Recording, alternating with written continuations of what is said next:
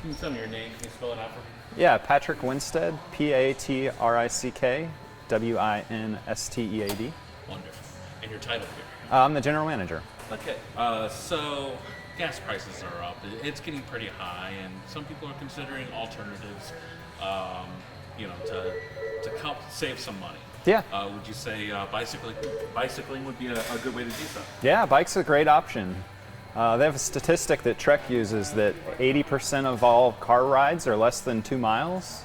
So riding a bike 2 miles is pretty doable for most people. So it's a pretty good way to run your errands or maybe ride to work if you can. Yeah. What would you estimate would be a time for how long would it take 2 miles for someone to get if they lived 2 miles away? Honestly, but by the time you park your car and get in your car, it doesn't take that much longer to ride your bike. It's probably only a 15-minute bike ride to go 2 miles for most people. So, it's only a little longer than your drive. And then you can kind of multitask too, because then you're getting exercise as well as commuting. So you're saving money on gas, you're getting exercise, you're burning calories. It's kind of a win-win. Yeah, so here at A&B Cycle, have you seen a high influx of a lot more people purchasing bikes and what have you? Yeah, bikes have been super popular since the pandemic. I don't really know that it's necessarily related to gas prices yet. It's more of just people wanting to get outside. Also, bike shortages had been a big thing up until this year, so a lot of people weren't able to get a bike maybe a year ago, so they're buying bikes this year instead. So it's kind of have a bit of a comeback. For sure. Yeah.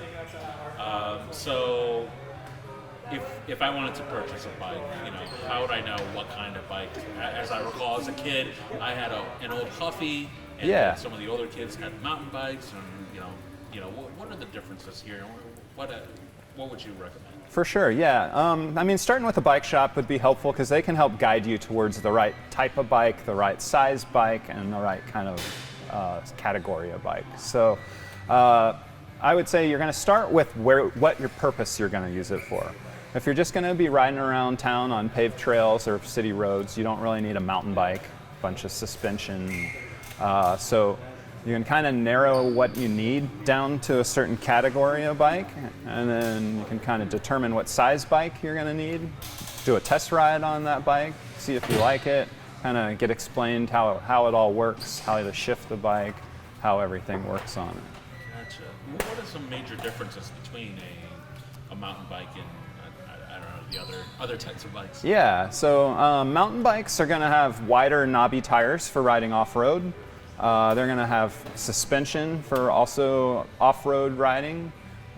Those features, while they're good for off-road riding, they're not very helpful for riding on a smooth surface.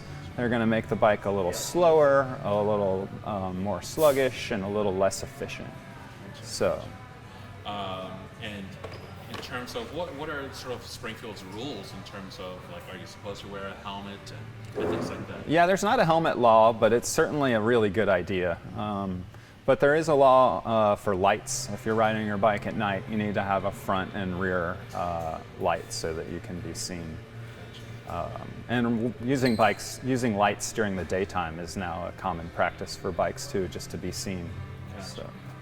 So with some newer technology and some recent laws that might be kind of coming in, the introduction of e-bikes have kind of come into the area. Yeah. What are your thoughts on that? E-bikes are awesome.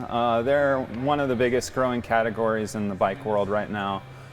People love them. It gets more people out on bikes, lets people ride together that maybe wouldn't be able to ride together very easily otherwise. So it's really been a good thing for most people. Can you kind of explain what it is? What's sort of the difference between that and I guess anything else? Yeah, for sure. So this is an example of an electric bike.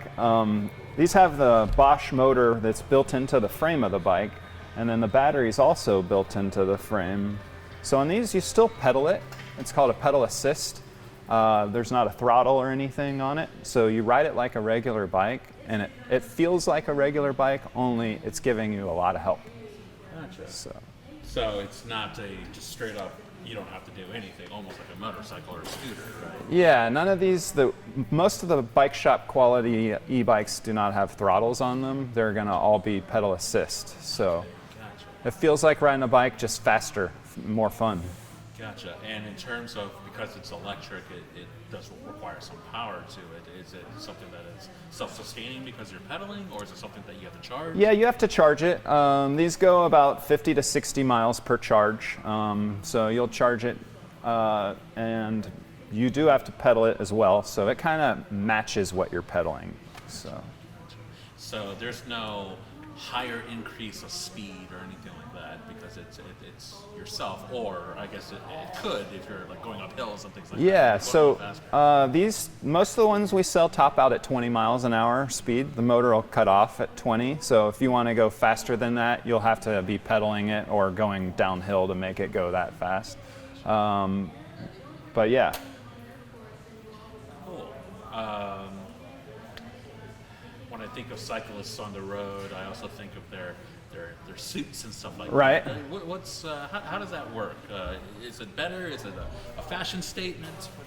It's pretty functional if you're riding long distances on a road bike. If you're just commuting on a casual basis, you really don't necessarily need a Lycra skin suit. But if you're racing or riding fast or long distances, those things are going to make it more comfortable for you to ride long distances.